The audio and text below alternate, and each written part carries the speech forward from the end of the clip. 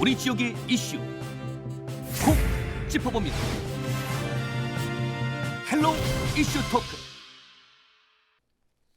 경남도 내 최근 이슈를 분석해 도민과 함께 공감하는 시간 헬로 이슈 토크 시작합니다. 경남도가 반려동물 진료비 부담 완화 정책을 내놓은 지 1년 6개월이 흘렀습니다. 최근 경남연구원이 해당 정책 만족도를 조사한 결과가 발표돼 이목이 집중됐는데요. 결론부터 말하자면 정책은 찬성, 만족도는 보통으로 나타나 폐기 수순이 아닌 앞으로 수정, 보완에 발전시켜 나가야 한다는 의미로 해석됩니다. 오늘 헬로 이슈 토크에서 그 세부적인 보완점 함께 짚어보는 시간 가져보겠습니다. 오늘 나와주신 두 분 소개합니다. 경남도의 해당 정책 논의에서 한국애견협회 동물매개 분과위원장 자격으로 참여한 바 있는 정은겸 대구대학교 반려동물 산업학과 겸임교수 나오셨고요. 전국 최초로 반려동물 친화도시를 선언한 창원시에서 관련 조례 제정에 앞장선 지상록 창원시 의원 나오셨습니다. 어서 오세요. 안녕하십니까. 반갑습니다.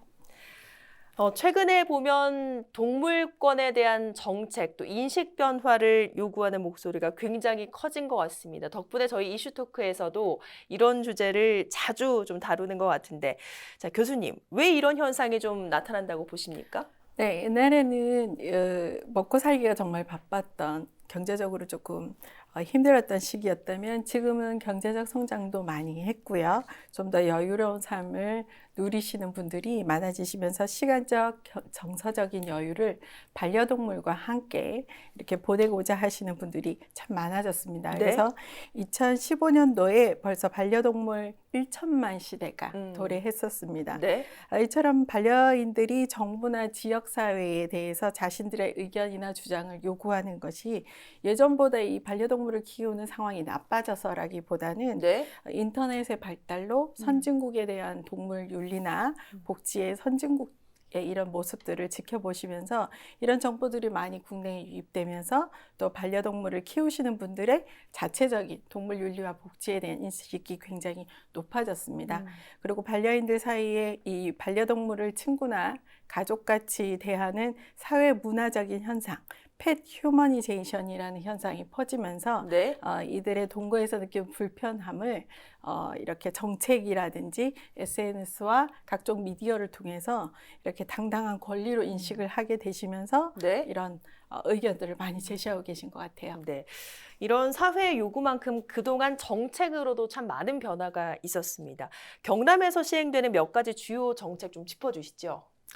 네, 그동안 정말 많은 변화가 있었다고 생각이 되는데요. 이번 대통령 선거에서 윤석열 후보와 이재명 후보의 공약을 기억하십니까? 정치인들의 공약은 그 당시 이제 사회적 이슈를 많이 담고 있는데요. 그 두 유력 후보 두 사람의 공약 모두에 네. 반려동물에 관한 정책이 담겨져 있었습니다. 네. 그만큼 반려동물에 관한 인식이 많이 바뀌었고 그것이 이제 정책으로도 나타났다는 것인데요. 창원시의 경우에는 2021년 전국 최초로 반려동물 진료비 자율 표시제를 도입을 했고요. 네. 이후로 올해 김해와 진주에도 이것을 시행하게 되었습니다. 그리고 또 저소득층의 진료비 부담 완화를 위해서 네. 진료비 지원 사업을 시작하게 되었고요. 2020년 영남권 최대 규모의 반려견 전용 놀이터인 펫빌리지를 개장해서 지금까지도 많은 시민들의 사랑을 받고 있습니다. 네. 이처럼 창원시에서는 반려견을 입양부터 진료비까지 반려견을 건강하게 키울 수 있도록 하는 정책들을 많이 만들고 있고요. 궁극적으로 동물 보호 조례를 개정해서 성숙한 반려동물 문화를 만드는 데 앞장서고 있습니다. 네. 정책은 시간이 갈수록 세심해지고 있는데 이와는 반대로 동물 학대 사건, 심지어는 살인 사건까지 일어나고 있어서 마음을 참 안타깝게 합니다. 자, 이런 것들은 여전히 법이나 제도가 따라가지 못해서 일어나는 사건들로 봐야 할까요? 아니면 개인의 일탈로 보는 것이 맞을까요? 어떻게 보십니까? 네, 일단은 지금 이런 사태가 벌어졌을 때 처벌에 대한 수위가 너무 낮고요. 네. 반려동물에 대해 아직까지 거부감을 많이 가지신 분들이 그것을 묵인함으로써 이게 계속 벌어지고 있는 것 같습니다. 동물 학대와 살해 사건 같은 경우에는 선진국에서도 여전히 가끔씩 일어나고 있는 아주 가슴 아픈 사고입니다. 네. 하지만 이 일이 일어났을 때 대처하는 방식은 우리나라와 선진국은 확실히 좀 다른 편이죠. 네. 이 사건이 일어났을 때 중재하는 기관이라든지 수위라든지 체포와 처벌 수위가 너무나 미약한 상황입니다. 네. 그래서 동물에 대한 윤리의식은 일반적으로 사회적 약자에 대한 윤리의식과 동일하다고 보는 편이 맞거든요. 네. 그래서 이런 동물을 학대해도 괜찮고 살해해도 괜찮다고 또 받아들이는 이 인식이 네. 정말 많이 개선돼야 되고요. 이러한 부분은 가정이나 학교에서 교육적인 부분으로 조금 서포트를 해서 네. 반드시 지도가 필요하고 이런 문제가 다시 재발되지 않도록 우리가 이 사건 중재에 대한 신속한 체포와 엄중한 처벌이 또 같이 동반이 되어야만 재발을 막을 수가 있을 것 같습니다. 그러면 그 선진국에서 학대나 살인 사건이 일어났을 때 어느 정도 수위로 좀 처벌이 되는지 좀 들어볼 수 있을까요? 보통 일반적인 우리나라 같은 경우에는 경찰이나 특수한 공무원들이 출동해서 이것을 중재할 수가 있는데요. 선진국 같은 경우에는 누구나 신고와 접수가 가능합니다. 그리고 이 보호단체에서도 충분히 체포권을 가지고 있을 정도로 보호단체에서 체포권을 가지고 있군요. 신속하게 중재가 됩니다. 그렇군요. 그리고 또 재발을 위해서도 굉장히 엄격한 벌금과 또 징역 체제를 가지고 있죠. 그렇군요. 네. 어쨌든 뭐 꾸준한 행정의 시도 또 변화가 있어야 도민의 인식도 바뀌지 않겠나 하는 생각이 드는데, 자, 2020년 9월에 경남도가 반려동물 인구 증가에 발맞춰서 반려동물 진료비 부담 완화 정책을 내놨습니다. 이슈토크에서도 다룬 바가 있는데 교수님께서도 해당 정책의 분과장으로 참여를 하셨고 이슈토크에서 출연하셔서 기대가 된다 이런 말씀 남겨주고 가셨는데 사실 그동안 기대만큼 좀 성과를 거두지 못한 것 같아요. 서운하지 않으십니까? 네, 그때 당시만 해도 제가 이제 이 경남에서 시작되는 진료비 부담 완화 정책이 곧 전국으로 이렇게 쫙 퍼지면서 굉장히 기대가 컸었습니다. 네. 그래서 경상남도에서 그 반려동물을 키우시는 분들한테 굉장히 많은 혜택이 될 거라고 생각을 했는데 네. 실제로 이렇게 키우고 계시는 분들은 잘 모르시는 분들이 더 많으시고 네. 이런 혜택을 받으셨던 분도 진료비 사업에 대해 표시제의 만족도는 굉장히 높았으나 실질적으로는 조금 도움에는 부족한 것 같았다라는 평가를 내리는 결과를 제가 보도에서 지켜봤었습니다. 네. 그리고 제가 상상했던 진료비 표시제의 전국적인 확산은 그냥 저의 바람으로 끝나버리는 이런 아쉬운 상황인데요. 물론 이 코로나라는 큰 복병이 있었고 너무 다 모든 분들이 정신이 없었지만 저도 경상남도에서 더 이상 뭐 어떤 특별한 회의라든지 결과 보고를 전혀 받은 적이 없습니다. 그렇군요. 그래서 이런 제가 참가하고 여기에 대해서 고민도 많이 하고 수의사 분들하고 이 협조 토론도 했던 저도 이렇게 아무것도 느끼는 게 없는데 과연 시민들과 도민들이 과연 이게 체감을 하셨을지도 솔직히 조금 걱정스럽습니다. 그렇군요. 정책을 만들 때는 참여를 하셨지만 그 이후에는 뭐 별다른 뭐 회의나 이런 것들이 없었다. 전혀 없었죠. 그렇군요.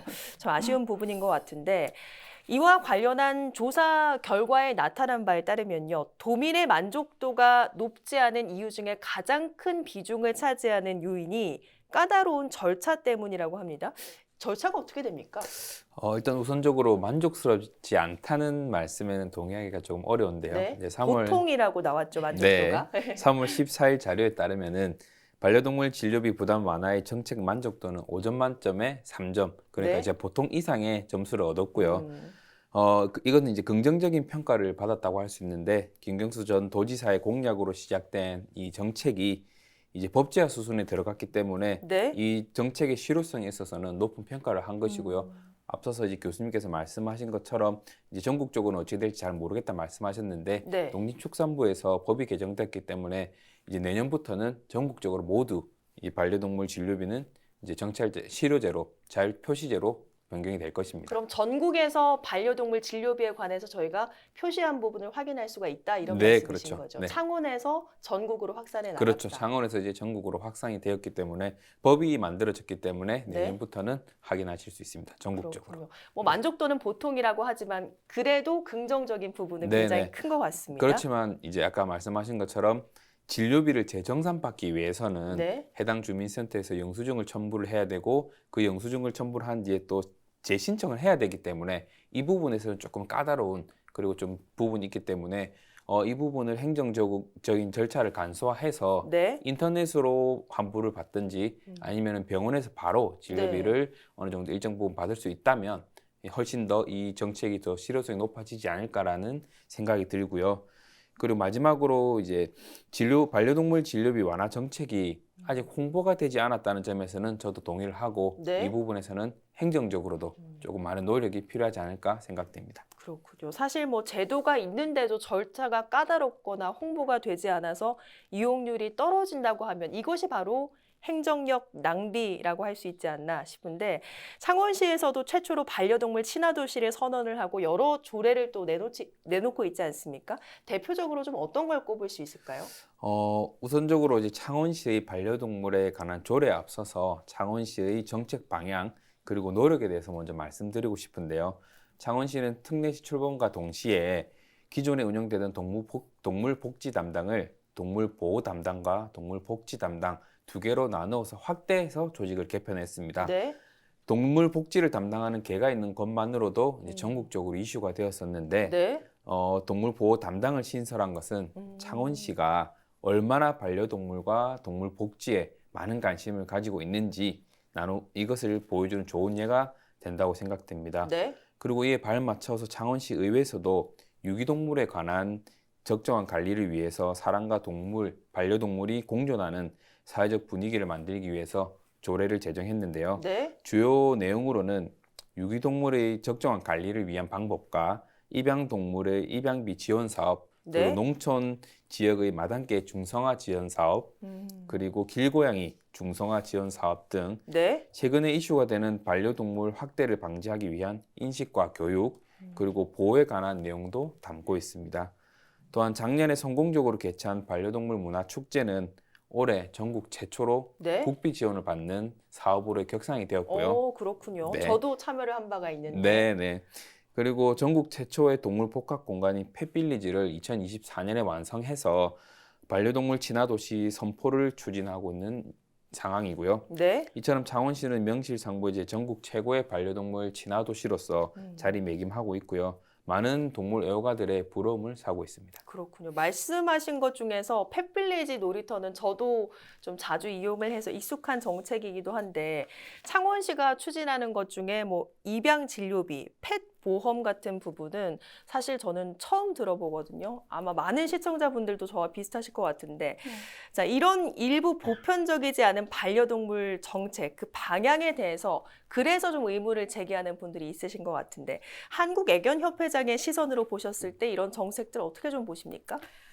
저도 의원님의 설명을 들으니까 저희 강아지랑 이렇게 모두 정리하고 창원으로 와야 될 것 같은 이런 아주 좋은 지원들을 준비를 많이 하고 계시는데요. 네. 반려동물 문화 복합 공간은 타도시에도 많이 진행이 되고 있고 네. 이와 유사한 시설들이 현재 많이 있습니다. 저도 그런 곳을 방문을 해보기도 하지만 제 우려일 수도 있겠지만 이런 시설들이 창원시 안에 반려동물에 관련된 사업을 하시는 분들과 또 충돌이 생기지 않게끔 이런 프로그램을 잘 준비하셔야 될 것 같다고 생각을 합니다. 네. 그분들이 일단 홍보를 해주셔야만 이 시에서 준비한 이 프로그램이 좀 더 활성화가 될 수가 있거든요. 네. 그리고 아까 말씀하신 마당개 중성화 사업과 동물 등록제 같은 경우에는 일반인들한테도 이렇게 기회를 좀 줄 수 있게끔 네. 이렇게 좀 혜택을 풀어주실 필요가 있을 것 같아요. 특정 이렇게 조금 지원을 받으시는 분들도 그렇지만 네. 사실 또 이렇게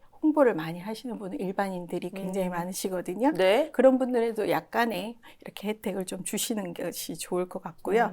또 이렇게 이런 일반인들한테 이런 혜택을 주면서 그 중성화라든지 동물 네. 등록이라든지 이 시설에서 이렇게 하는 그 문화 교육을 반드시 이수를 해야 하는 이런 조건을 달면서 네. 이런 프로그램을 확산을 하는 것이 굉장히 중요하다고 생각이 됩니다. 네. 그리고 아까 또 의원님께서 유기견에 대한 설명을 하셨는데요.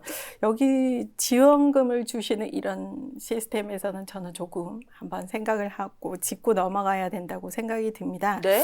그래서 유기견을 입양하시는 분들도 어느 정도 분양하고 입양에 대한 책임감이 있으셔야 되기 때문에 무조건 이 지금 유기견이 모두 재입양이 된다고 해서 이 유기견 문제가 다 해결되는 건 아니거든요. 네. 이분들도 일말의 책임을 좀 가지고 유기견을 키우셔야 하기 때문에 지금 진행하고 있는 문화적 복합 공간의 이용료라든지 시스템을 이용하는 데 있어서 프로그램을 할인을 해주는 배려 정도도 충분히 그분들께서는 아마 고맙게 받아들일 것 같아요. 네. 그래서 또 다른 경로로 입양을 하시는 분들도 꽤 있으시거든요. 네. 친척분한테 반려동물을 양도를 받는다든지 네. 또 주위에서 키울 수 없는 맞아요, 아이들을 하기도 맞아요. 하고 또 예쁜 강아지로 해서 센터에서 구입을 네. 하시는 분들도 있는데 이분들도 다 창원 시민이시거든요.